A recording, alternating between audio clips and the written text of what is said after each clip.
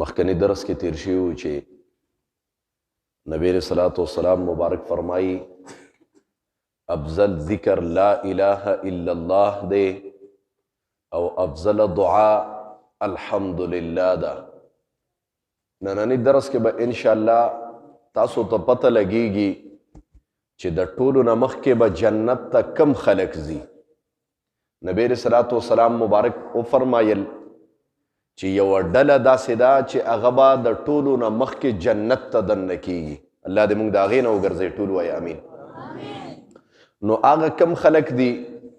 چې الله تبارک وتعالی به د ټولو نه مخکې جنت ته دننه کوي، او هغه کم خلک دي چې هغې ته به الله تبارک وتعالی عملنامه په ښي لاس باندې ورکوي. نننی حدیث کې نبی اسلام فرمایي اول من یدعا الی الجنة، اول هغه کس چې جنت ته برابلل کیږي الله به ورته آواز کوي یوم القیامت، د قیامت پر ورځ باندې الذین یحمدون الله فی السراء والضراء. دا هغه خلک دي چې دی په ښکاره باندې د الله حمد ذکر کوي، د الله شکریه ادا کوي، او په پټه باندې د الله شکریه ادا کوي. مانه په صبر کې په تکلیف کې الله یادوي، و پراحت کې الله یادي، د الله ذکر بس نه پریدي. مخکې د ذکر متعلق خبره تیره شوې وه. نو چې داسې څوک دغه ډله به الله تبارک وتعالی د ټولو نه مخکې جنت ته دننه کوي. زما محترم الله دې موږ د دې نه وګرځي. معنا چې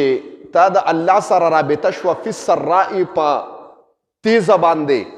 او په پټه باندې، معنا په خوشحالۍ کې الله یادی. بعد خلک داسې چې خوشحالي پې راشي بیا ته الله هیر شي، بس الله پې خوشحالي راولي نو دی په مقابله کې الله بیا خفه کی. لکه لړ مثال زه وایم، اوس که موږ تاسو د پښتنو په معاشره کې وګورو، الله را باندې د نکاح او د واده خوشحالي راولي یو خوشحالي ده، نکاح عبادت دی. نو د هغې په مقابله کې الله مونږ خفه کړو، ټوله شپه ډمې او اجړاګانو ګډو. دا خوشحالي ده. الله وی چې دا خوشحالي د نکاح دا ما پتا راوسته، نو ته ما طرف ته متوجه شه، په دغه شپه باندې 2 رکعاته وکړه، ذکر له نورم زور ورکه چې الله تا په ما باندې انعام وکړه.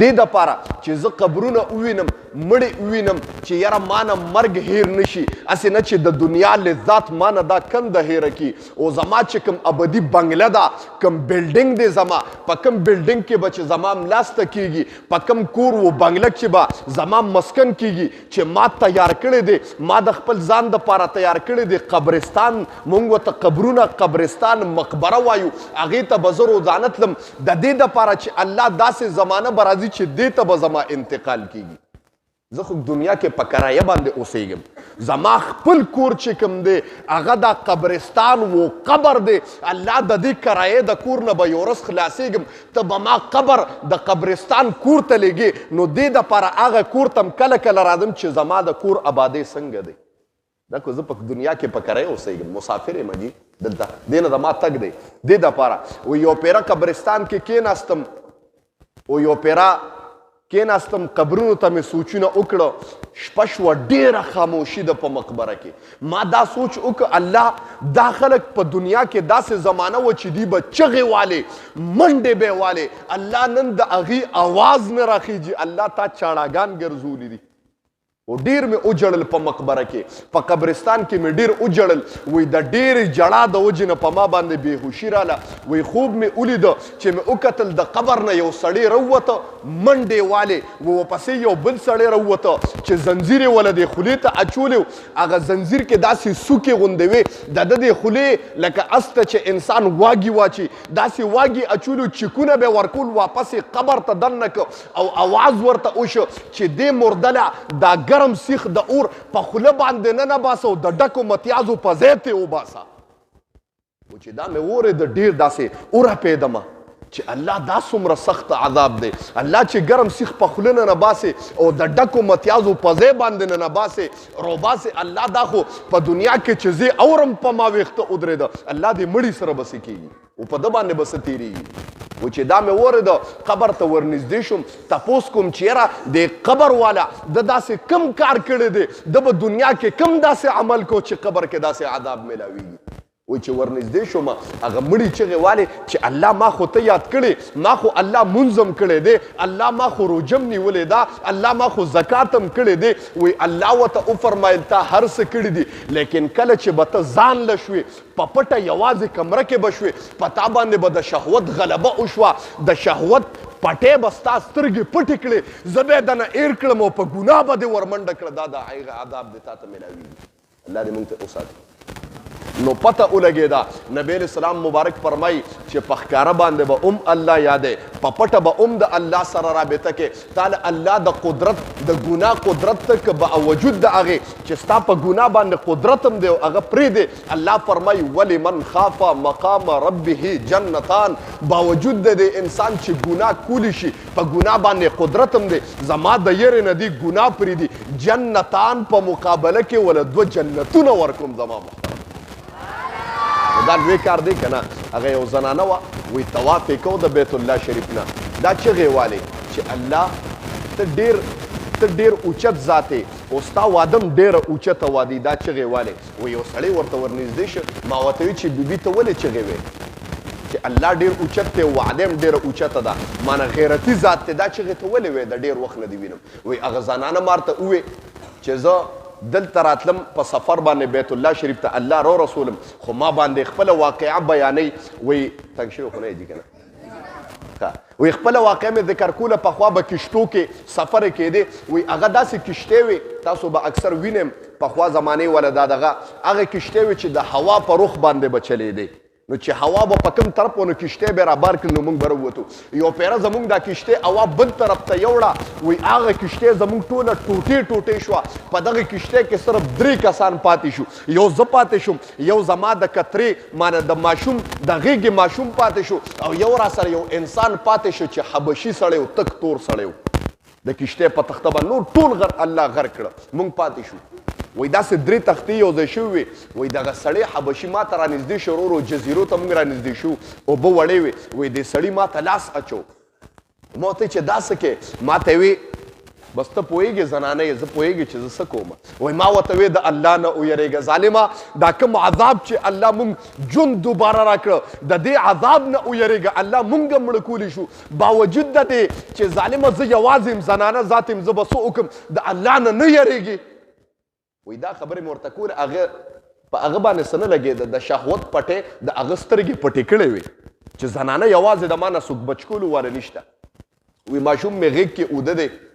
ماشوم ته خپل کتره ماشوم ته ګورم د دنم ځان بچ کوم په سمندر کې په کشتۍ باندې مانه کشتۍ هم نشته تخته د ناست یم پې وی ما هغه ماشوم باندې په زوره باندې چونګاره ولګوله چې زما دا زوی راپاسي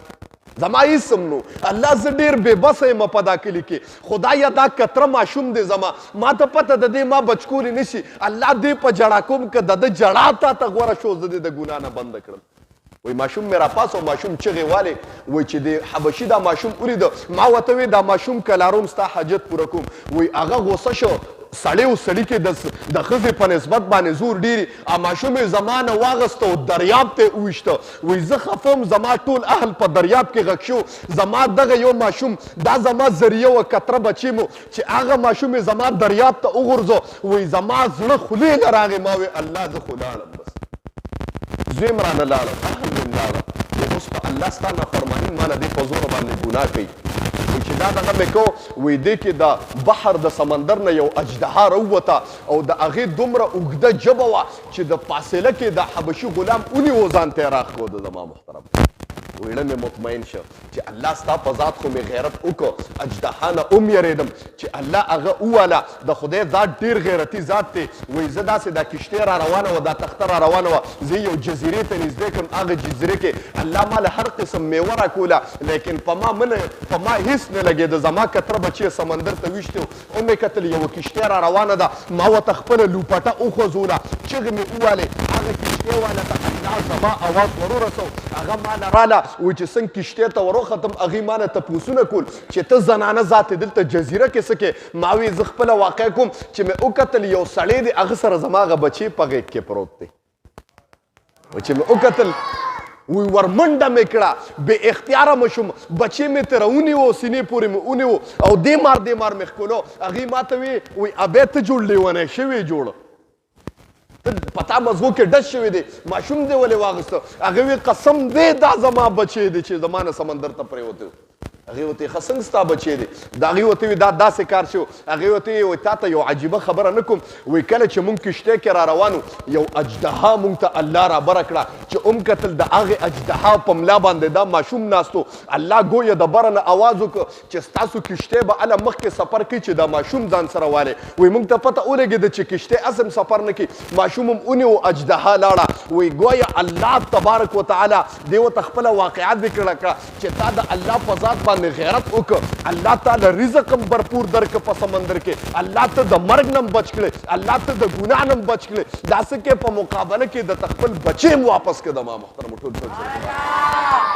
نو په خلوت کې هم الله یادول په جلوت کې هم الله یادول په هر حالت کې الله یادول الله زمونږ بل اثر نشته ستا نه ما سوا نو الله وفرمایل څوک چې ما په خوشحالۍ کې په خفګان کې په یوازیوالي کې په ملاسته کې په ناسته کې ما یادوي دا ډله به د ټولو نه مخکې الله وایي زه په خپله جنت ته رابلم چې راځئ جنت ته حدیث ته غوږ کېدی